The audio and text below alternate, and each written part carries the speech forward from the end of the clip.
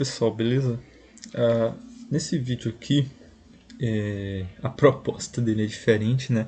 É uma série separada das séries que eu já estou fazendo no canal. Mas esse aqui vai ser uma aplicação do Máxima com uma abordagem mais matemática, sabe? Eu percebi a necessidade porque seria interessante trabalhar dois livros que eu fiquei muito curioso e fiquei com muita vontade de trabalhar, que foi esse livro aqui, ó.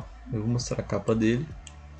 Esse livro aqui, ó, Introdução aos Sistemas Dinâmicos, uma abordagem prática com Máxima. É um livro gratuito, dá para baixar também. Veja que é o mesmo autor, ó, o Jaime. E aqui vocês têm aqui, ó, umas introduçõezinhas, para do SBN. Enfim, tá tudo aqui autoral dele. É um livro dele e eu só estou trabalhando em cima dessa obra aqui educacional. A bibliografia aqui também, ó. A gente vai mexer primeiro com os tópicos de introdução. Não tenho propriedade geral para falar desses assuntos em questão de teoria, mas a aplicação do Máxima com esses assuntos é essencial e eu consigo passar para vocês esse conteúdo. Então, vamos adiantar logo então. Nosso objetivo aqui na introdução eu tinha mostrado no vídeo anterior de física, né, que não faz parte dessa série, como plotar gráfico 2D. Não foi um 2D, foi um outro tipo de gráfico, mas nesse caso aqui é plotar um gráfico 2D. Vou pular essa parte aqui que eu acho muito simples até demais, né? Não tem muita coisa aqui que já não pode ser vista. Eu vou pular logo para essa parte aqui que eu acho mais interessante. Não que uma seja mais difícil, outra seja mais fácil. Isso aqui é uma introduçãozinha. Lendo isso aí e sabendo como utilizar certos elementos do Máximo que eu já ensinei anteriormente, vocês conseguem resolver esses problemas. Eu vou pular logo o que é mais difícil. Deixa nos comentários alguma dúvida ou alguma coisa assim do tipo e deixa um like, porque é muito chato e é um trabalho difícil que eu faço. Então, e é gratuito, eu quero passar esse conteúdo adiante, porque não tem muitos brasileiros fazendo. A intenção desse vídeo, a intenção a gente vai pegar essa equação aqui, programar ela no Máxima, escrever lá, digitar, calcular ela e fazer o plot dela. Eu vou instruir vocês cada coisa, o que cada coisa está fazendo e o que está acontecendo nas informações. E quando for questão de fazer um exercício, eu até penso em resolver, tá? Tem até um exercício aqui que é bem parecido com um exemplo, né? O livro é interessante, ele deixa exercícios que são iguais aos exemplos que ele mostrou já. Mas nesse caso aqui, a gente tem um vetor, no caso, e esse vetor posição, ele está em função de um tempo. Essa expressão ela tem um exponencial, né? Chapéu exponencial na direção de x e na direção de y. Então a gente pensa em um plano 2D. Então a gente tem uma direção em x e uma direção em y. Ambas direções vão descrever uma coordenada da trajetória da partícula r. Na prática, a gente tem aqui uma reta, tem outra reta aqui. Aqui x, aqui y. Ambas descrevem uma trajetória em uma certa coordenada. Vou dar a coordenada aqui, por exemplo. E essa coordenada, ela vai ser a trajetória aérea, certo? Então, todas as informações que estão aqui e estão aqui são variáveis que estão alterando a posição e vão dar essa trajetória aí. A gente vai tentar plotar aí no gráfico e ver como é que ela é. E a gente vai trabalhar o tempo em 0 até 15 segundos em unidade de SI. Quando a gente for fazer o domínio da função, a gente vai limitar o domínio entre 0 e 60. A gente começa abrindo aqui o Máxima da gente, deixa aqui do canto da tela, como eu sempre faço. A gente vai ter uma expressão, né, que o livro vai apresentar, só que a gente tem que transcrever essa expressão para o Máxima. Nosso vetor, ou tudo que está igual desse lado da equação para cá, a gente vai atribuir todo esse valor daqui dentro dessa variável r, que é a nossa variável do vetor. Então a gente começa escrevendo o seguinte: r, a gente adiciona 2 pontos. Por quê? Porque diferente de escrever normalmente, que a gente coloca igual, né? No Máxima não é assim que funciona. Ele não vai ler dessa maneira, ele não vai atribuir valor dessa maneira. Ele atribui valor a partir desse comando aqui. Então, tudo que está depois desses 2 pontos, ele vai jogar dentro da variável r. A variável r vai passar a representar toda a expressão aqui, certo? A gente vai abrir esse colchetezinho aqui, como ele mostra. A gente escreve 5 menos t. Esse t ele está elevado a 2. Vamos lá, veja ali que ele está elevado a um expoente 2. Então a gente vai botar o chapeuzinho. Ó. O chapeuzinho ele representa um expoente. Então a gente coloca aqui, ó, chapeuzinho, tudo que está depois do chapeuzinho é o expoente. Então t elevado a 2. Aí entra uma nova variável que é o exponencial. Então a gente bota multiplicando com exp. Multiplicar é o asterístico do teclado, só que ele vai visualmente deixar um pontinho assim. Né? Ele não vai botar o asterístico literalmente não. Então fica exponencial. Coloco um parêntese aqui. Aí ó, mudou até a cor do exp ali. Exp ele é um comando, já tem a informação nele.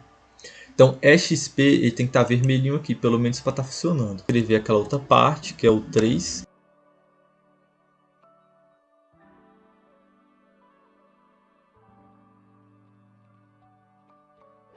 Pronto. E aí é só isso só. Perceba que tipo aqui na leitura, né? Menos t sobre 5 está sobre o exponencial. E nesse caso aqui eu tive que colocar o chapeuzinho para fazer o 2 virar um expoente de t. Por que nesse caso não rolou isso? Porque o comando ele já lê esse código aqui e tudo que tiver dentro desse parêntese já vai colocar em cima dele, certo? Então tipo assim, ele vai pegar toda a informação que está dentro do parêntese, do lado dele, e vai botar em cima dele. É isso que ele vai fazer. Então, aqui está o comando, abre parêntese, coloca tudo aqui dentro que vai ficar em cima dele.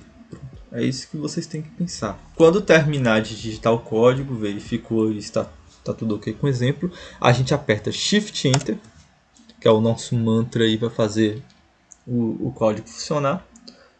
Ele vai plotar códigozinho, né? Vai aparecer aqui na tela. E ele vai aparecer essa variável aqui, que é a variável exponencial, certo? Então ela tem que estar funcionando. Se isso não aparecer, é porque tem alguma coisa errada com a tua variável exponencial. Perceba que a gente ignorou esses dois elementos aqui, ó, esse cara e esse cara. Por quê? Porque esses elementos aqui a gente não vai colocar. Ex e y representam uma direção, certo? Em x, na direção de x, na direção de y. A partir do momento que a gente separa essa vírgula, a gente colocou esse primeiro código aqui, vírgula, escreveu o outro código. Isso é a mesma coisa de dizer que eu estou colocando uma variável aqui inteira, ó, eu estou chamando isso tudo de x, isso aqui tudo de y. Então, está na posição 1, posição 2. Sabe a ideia de matriz? Então, basicamente assim, ele vai ler como se fosse uma matriz, não literalmente como se fosse x e y. Ele vai ler dessa maneira, olha, suponhamos que tem um R aqui, ele vai ler que vai ficar 1 e 2. Ele vai ler dessa maneira, certo? Então pense nessa lógica aí, tá? Toda informação que está aqui vai representar o número 1, toda informação que está aqui vai representar o número 2. Ele vai ler desse jeito. Se tivesse um sinal de menos aqui, a gente teria que pôr o menos aqui depois do 3. Né? Então, um Enter. E aí aqui agora a gente vai aplicar a noção das derivadas. O Maxima ele lê derivadas como diferenciar. Então, derivada ele lê nesse comando aqui. Então, o que a gente vai fazer? Na física, né? E na equação do movimento, quando a gente deriva a velocidade, quando a gente deriva a posição, a gente chega na velocidade. Então, deriva a posição, vira velocidade. Se a gente derivar a velocidade, a gente chega na aceleração. A gente vai derivar a posição e vai chamar essa derivação de velocidade. A gente vai derivar a velocidade aqui embaixo e vai chamar essa derivação de aceleração. Certo? Eu vou mostrar. Quando a gente trata dessa dinâmica de derivação, né? A gente automaticamente já tem a ideia que se a gente derivar, aplicar a derivada desse cara aqui, em função de um tempo, certo? Eu gosto dessa outra notação aqui, né? Se a gente aplicar a derivada sobre dt de v, a gente vai alcançar a aceleração, certo? Só que nesse caso daqui, o software ele não sabe que a gente está nomeando essa nova informação de A. Ele não sabe. Então vai ficar assim para ele, ó. Você derivou isso aqui e ele tem um espaço vazio. Alguma coisa aconteceu com esse V, porém ele não sabe dizer o que é. Então você vai dar informação para ele poder saber dar um nome para isso. Então, como vocês podem ver aqui, ó, você vai botar a variável A e vai acrescentar esses dois pontinhos. Então, toda informação obtida na derivada da velocidade em relação ao tempo vai passar a ser representado por A. Então vai começar a fazer sentido a coisa mais teórica.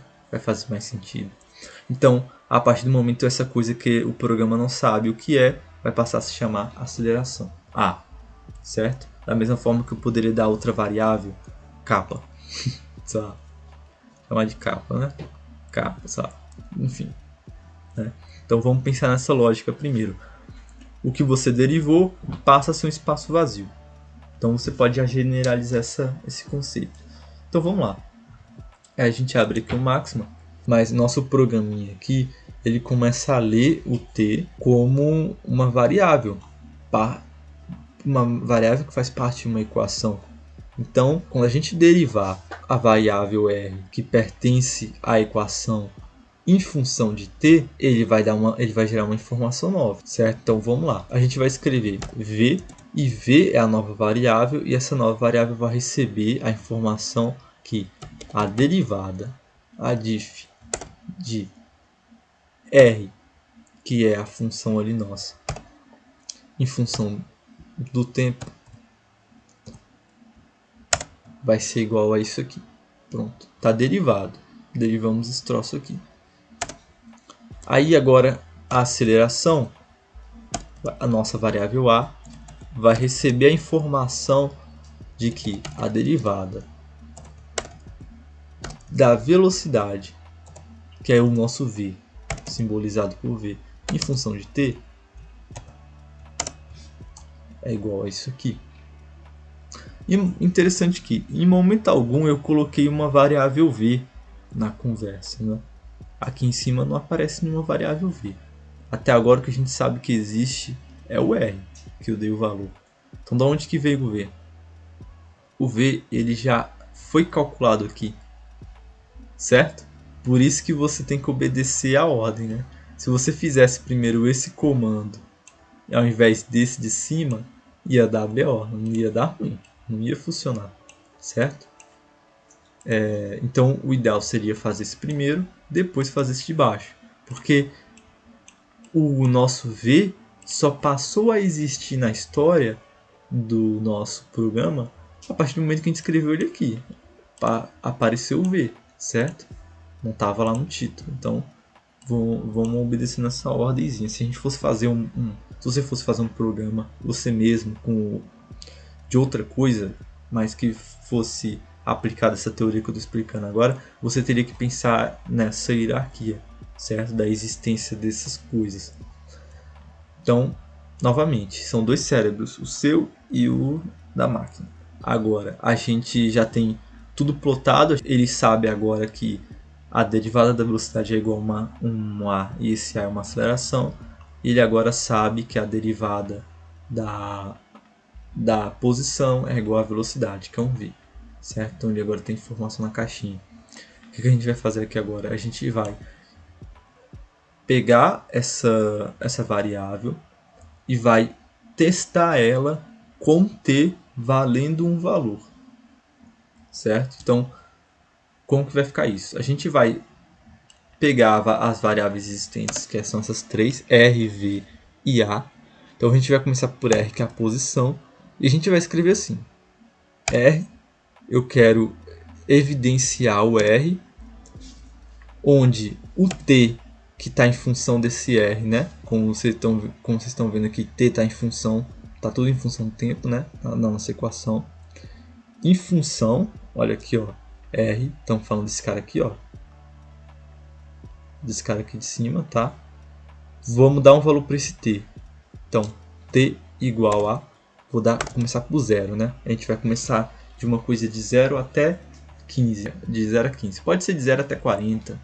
Entendeu? Então dá para fazer de várias formas. Então, seguindo a mesma teoria, né, da aplicação.